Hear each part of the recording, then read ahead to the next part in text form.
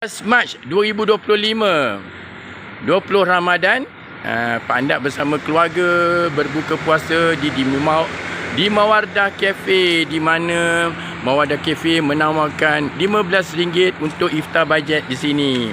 Dan ramai yang datang di sini untuk beriftar, terutama sekali keluarga saya. Dan kami dapat merasakan satu perjumpaan yang seronok yang kami dapat beriftar bersama.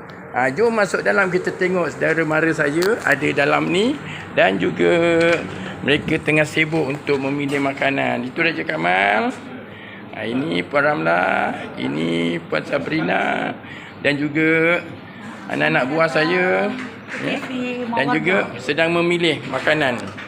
Menu makanan yang begitu menyelerakan cara kampung, santai-santai.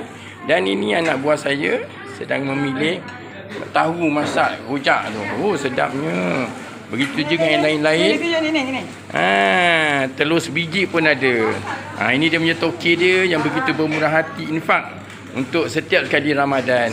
Dan juga menu-menu yang lain, buah-buahan, banyak ada di sini.